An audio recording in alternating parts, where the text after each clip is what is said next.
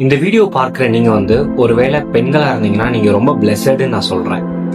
இந்த வீடியோவை நீங்கள் ஸ்கிப் பண்ணாமல் பாருங்கள். இந்த வீடியோவில் பேசுகிற ஒவ்வொரு விஷயங்களும் உங்களை காப்பாற்றும் என்பதை நான் நம்புகிறேன். நான் ஒரு நாள் ஒரு பஸ்ஸில் போயிட்டு இருந்தேன். அந்த பஸ் ரொம்ப கூட்டமாக தான் இருந்துச்சு. நான் நின்றுட்டே போயிட்டு இருந்தேன். பஸ்ஸு ட்ராவல் ஆகிட்டே இருந்துச்சு. நான் தற்செயலாக என் பக்கத்தில் இருக்க சீட்டை பார்த்தா ஒரு பையனும் ஒரு பொண்ணும் உட்காந்துட்டு இருந்தாங்க. அந்த பையன் என்ன பண்ணான்னா, அவங்க ஃப்ரெண்ட்ஸாக லவரான்னு தெரியல, அந்த பையனுக்கும் அந்த பொண்ணுக்கும் ஒரு 17-18 வயசு தான் இருந்திருக்கும். அந்த பையன் அந்த பொண்ணை என்ன பண்ணான்னா, அந்த பொண்ணோட ஹிப்பில் கையை வச்சு ஒரு மாதிரி பேட் டச் பண்ணிகிட்டே இருந்தான். ஸோ அந்த பையன் அப்படி பண்ணுறது அந்த பொண்ணுக்கு அன்கம்ஃபர்டபுளாக இருந்துச்சு. அந்த பிள்ளை முகத்திலேயே தெரிஞ்சு. நான் அதை பார்த்தேன். இப்படி ஹிப்பில் கை வச்சே வந்துட்டே இருக்கான். அந்த பஸ்ஸு அவங்க இறங்க போகிற ஸ்டாப் கிட்ட வந்துருச்சு. அந்த பொண்ணு அந்த பையன் கையை எடுக்க முயற்சி பண்றான். அந்த பையன் எடுக்காம அப்படியே வச்சுட்டே இருக்கான் அந்த இடத்துல. அப்புறம் எப்படியோ அந்த பையன் கையை இப்படி பிடிச்சி இழுத்து அந்த பையன் எப்படியோ கையை எடுத்துட்டான். அந்த பொண்ணு ஃப்ரீ ஆயிட்டா. அப்புறம் என்ன பண்ணா, நான் திரும்ப அந்த பையன் அந்த பொண்ணோட கையை பிடிச்சி ஒரு மாதிரி பேட் டச் பண்ணிட்டே இருந்தான். அதை பார்த்துட்டே இருந்தேன். ஸோ இப்படி பண்ணும்போது அந்த பொண்ணு பின்னாடியும் பார்த்துக்குது, யாரா எங்களை பார்க்குறாங்களான்னு அந்த பொண்ணு அப்படி பார்த்துட்டே இருக்கு. அதே நேரத்தில் அந்த பையனோட சிரிச்சு பேசிட்டும் இருக்கா. அந்த இடத்துல பார்த்தேன், அந்த சிரிப்பு கூட அந்த நேரத்தில் பொய்யா தான் இருந்துச்சு. அந்த பிள்ளை அன்கம்ஃபர்டபுளாக தான் ஃபீல் பண்ணுது. அதுக்கு அதை எப்படி டீல் பண்ணுமே, அந்த விஷயத்தை எப்படி டீல் பண்ணுமே அந்த பிள்ளைக்கு தெரியாமல் போச்சு. ஸோ இப்படி அந்த பையன் பண்ணிகிட்டே இருக்கான். அப்புறம் ஸ்டாப்பும் வந்துருச்சு, இறங்கிட்டாங்க எல்லாரும். அந்த பொண்ணு பையன் இறங்கிட்டாங்க, நானும் அந்த டைமில் இறங்கிட்டேன். அப்புறம் அந்த பொண்ணை நான் பார்த்துட்டே இருந்தேன். அந்த பொண்ணோட முகத்தை நான் பார்த்துட்டே இருந்தேன். அந்த பொண்ணு முகத்தை பார்க்கும்போது எனக்கு ரொம்ப கஷ்டமாக இருந்துச்சு. என்னன்னா, அந்த பிள்ளை முகத்தை பார்க்கும்போது என்னுடைய ஸ்பிரிட்ல நான் சில விஷயத்த ஃபீல் பண்ணேன். அதை நான் இந்த வீடியோல ஷேர் பண்றேன். என்னன்னா, அந்த பொண்ணு முகத்தை பார்க்கும்போது எனக்கு தெரியுது. என்னன்னா, அந்த பொண்ணு யோசிக்குது, ஐயோ நான் தவறான சாய்ஸ் எடுத்துட்டேனே, நான் ஒரு தவறான ஃப்ரெண்டை சூஸ் பண்ணிட்டேனேன்னு அந்த பிள்ளை ஏங்குது. அந்த பொண்ணு ஏங்குறத என்னால் ஃபீல் பண்ண முடிஞ்சு. உண்மையாவே என்னுடைய ஸ்பிரிட்ல என்னால் உண்மையாவே ஃபீல் பண்ண முடிஞ்சு. ஒரு தவறான சாய்ஸை நான் எடுத்துட்டேனே, இதை நான் எப்படி டீல் பண்றதுன்னு அந்த பிள்ளை கதறத நான் பார்த்தேன் அந்த பிள்ளையோட முகத்துல. ஸோ இந்த விஷயத்த நான் ஏன் இந்த வீடியோவில் நான் பேசுறேன்னா, ஏதோ அந்த பையனையும் அந்த பொண்ணையும் பிளேம் பண்ணி குற்றப்படுத்தி ஜட்ஜ் பண்ணி இந்த வீடியோல பேச நான் வரல. இந்த யூடியூப் சேனல் அதுக்கும் உருவாக்கப்படலை. முக்கியமா இந்த யூடியூப் சேனல் உருவாக்கப்பட்ட நோக்கமே பெண்கள் இந்த பூமியில தைரியமா சந்தோஷமா இருக்கணும் என்பதற்காக தான் நான் அந்த யூடியூப் சேனலை உருவாக்குறேன். ஆனா இப்படிப்பட்ட விஷயங்கள் எல்லாம் பெண்களுக்கு நடக்கும்போது எனக்கு ரொம்ப கஷ்டமா இருக்கு. எனக்கு ரொம்ப ஏதோ பண்ணுது. ஸோ அதுக்கு பின்னாடிலாம் என்னென்னலாம் இருக்கு, என்ன ரூட் பிரச்சனை என்ன இருக்கு என்பதெல்லாம் பார்த்து ரிசர்ச் பண்ணி ஒரு தீர்வை எடுத்துட்டு தான் இந்த வீடியோவில் நான் அதை பேச போறேன். ஸோ இந்த சுச்சுவேஷன் எப்படிப்பட்ட சுச்சுவேஷன் நீங்க பாருங்களேன். அந்த பொண்ணுக்கு எவ்வளவு கஷ்டமா இருந்துச்சிருக்கும். அந்த பொண்ணுக்கு அந்த சூழ்நிலையை எப்படி டீல் பண்ணணும்னே தெரியல. ஸோ ஒரு தவறான சாய்ஸை நான் எடுத்துட்டேன்னு அந்த பிள்ளை ரொம்ப கஷ்டப்பட்டுச்சு, வேதனைப்பட்டுச்சு. அதை நான் பார்த்தேன். இந்த விஷயத்த அவங்க அம்மா அப்பாட்ட போய் கூட அந்த பிள்ளை சொன்னா கூட அவங்க அம்மா அப்பா எது வேணாலும் பண்ணலாம். அந்த பிள்ளை அதை குறிச்சும் பயப்படுச்சு. எங்க அம்மாட்ட நான் போய் சொன்னா ஏதாவது பண்ணிடுவாங்களே, எங்க அப்பாட்ட இதை போய் சொன்னா ஏதாவது பண்ணிடுவாங்களேன்னு நினைச்சு கூட அந்த பிள்ளை பயந்ததை நான் ஃபீல் பண்ணேன். ஸோ அந்த பொண்ணு அந்த பையனுக்கு நோ சொல்ல ரொம்ப அந்த நேரத்துல பயப்பட்டுச்சு. எப்படி அதை டீல் பண்ணுமே தெரியாம இருந்துச்சு. ஸோ இது வெறும் அந்த ஒரு பொண்ணுக்கு மட்டும்தான் நடக்குதுன்னு நான் சொல்லலை. இந்த சொசைட்டில நிறைய பெண்களுக்கு இப்படிலாம் நடக்குது. ஸோ இந்த மாதிரி ஒரு சூழ்நிலையில இருக்கும் ஒரு பெண்களா நீங்க இருந்தீங்கன்னா இந்த வீடியோ உங்களுக்கு கண்டிப்பா உதவ போகுதுன்னு நான் நம்புறேன். இந்த மாதிரி விஷயத்தை எப்படி டீல் பண்ணணும் என்பதை நான் இந்த வீடியோவில் சொல்ல போறேன். முதல் விஷயம், நீங்க உங்க ஃப்ரெண்டை சூஸ் பண்ணும்போது ரொம்ப கவனமா இருக்கணும்.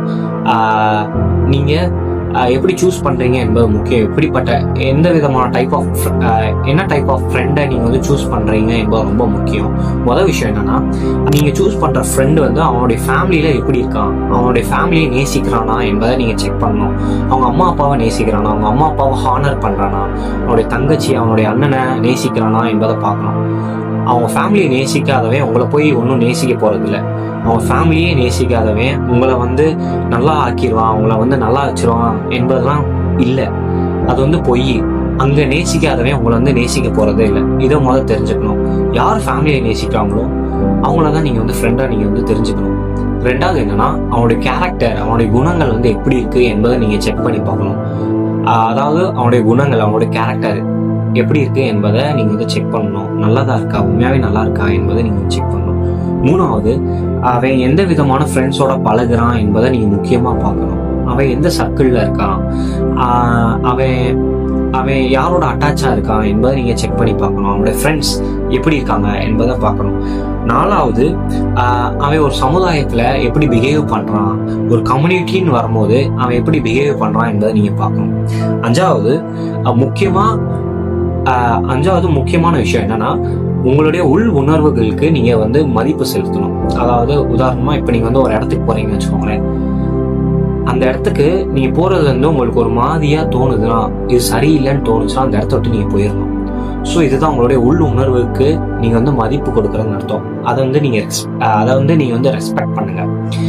6வது என்னன்னா, நோ சொல்ல வேண்டிய இடத்துல நோ சொல்லுங்க, எஸ் சொல்ல வேண்டிய இடத்துல எஸ் சொல்லுங்க. நோ சொன்னா அவன் ஹர்ட் ஆயிடுவானே, நோ சொன்னா அவன் ஏதாவது பண்ணிடுவானே, இப்படிலாம் யோசிக்காதீங்க. நோ சொல்ல வேண்டிய இடத்துல நோ தைரியமா சொல்லுங்க, எஸ் சொல்ல வேண்டிய இடத்துல எஸ் தைரியமா சொல்லுங்க. உங்களுக்கு அன்கம்ஃபர்டபுளா ஃபீல் ஆச்சுன்னா அந்த இடத்துல நோ சொல்லுங்க. அதை அப்படியே நீங்க வச்சுக்கிட்டே இருக்கணும்னு அவசியம் இல்லை. நோ சொல்ல வேண்டிய இடத்துல நோ சொல்லுங்க, எஸ் சொல்ல வேண்டிய இடத்துல எஸ் சொல்லுங்க. 7வது மிக முக்கியமான விஷயம் என்னன்னா, பேரண்ட்ஸ்ட நீங்க ஓப்பனா பேசுங்க. உங்களுடைய இருதயத்தை திறந்து உங்க பேரண்ட்ஸ்ட நீங்க பேசுங்க. முக்கியமா இந்த வீடியோ பார்க்குற நீங்க ஒருவேளை பேரண்ட்ஸா இருந்தீங்கன்னா, உங்க பிள்ளைகள் எந்த விதமான சூழ்நிலைக்குள்ளெல்லாம் போறாங்க என்பதை இந்த வீடியோவில் உங்களால் பார்க்க முடியும். நான் ரீசெண்டா ஒரு பேரண்டிங் கான்ஃபரன்ஸ் போயிருந்தேன்.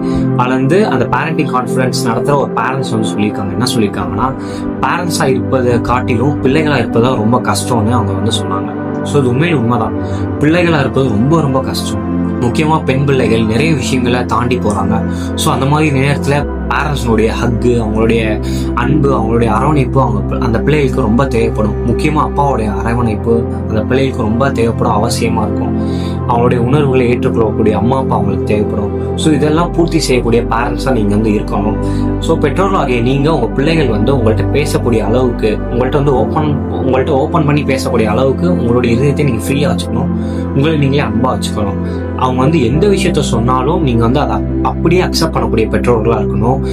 அப்படி ஏற்றுக்கொள்ளக்கூடிய பெற்றோர்களா இருக்கணும். ஜட்ஜ் பண்ணாம, அவங்களை நியாயம் தீர்க்காம, அவங்களை கண்டாமினேஷன் பண்ணாம, அவங்க என்ன சொல்லாரோ அவங்களை அப்படியே அக்செப்ட் பண்ணக்கூடிய பெற்றோர்களா நீங்க இருக்கணும். அப்படி நீங்க இருந்தீங்கன்னா உங்க பிள்ளைகள் உங்கள்கிட்ட ஓப்பனா பேசுவாங்க. உங்க பிள்ளைகளுக்கு அது ரொம்ப உதவியா இருக்கும். ஸோ இந்த வீடியோவில் நான் பெண்களை பற்றி மட்டுமே பேசினதுனால, பெண்கள் சைட்லேருந்தே பேசினால நான் ஆண்களை முக்கியப்படுத்தலைன்னு நீங்கள் நினச்சிடாதீங்க. ஆண்களை தப்பாக போர்ட்ரேட் பண்ணி பேசிட்டான்லாம் நினைக்காதீங்க. நான் இந்த வீடியோவில் ஒரு இடத்துல கூட நான் ஆண்களை தப்பாக போர்ட்ரேட் பண்ணி பேசலை. ஸோ எனக்கு ஆண்களும் முக்கியம், பெண்களும் முக்கியம். இவங்க 2 பேருமே நல்லா இருக்கணும், நல்ல கல்ச்சர் உள்ள சமுதாயமாக இருக்கணும் என்பதுதான் என்னுடைய நோக்கம். முக்கியமாக இந்த 7 விஷயங்களை நீங்கள் மறந்துடாதீங்க. இந்த 7 விஷயத்த நீங்க ட்ரை பண்ணுங்க. அந்த 7வது விஷயத்த பேரண்ட்ஸ் ஆகி நீங்க இதை நீங்க ட்ரை பண்ணணும்.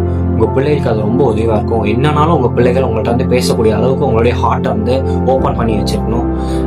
அது உங்க பிள்ளைகளை காப்பாற்றும். அப்படி ஒருவேளை இதை பண்ணாம போயிட்டீங்கன்னா இது எங்கேயோ தப்பா போய் முடிஞ்சிடும். ஸோ இந்த வீடியோவை நிறைய பேரண்ட்ஸ்க்கு ஷேர் பண்ணுங்க, நிறைய பெண்களுக்கு இந்த வீடியோ ஷேர் பண்ணுங்க. இது அவங்களுக்கு உதவியா இருக்கும்னு நம்புறேன். தேங்க்யூ.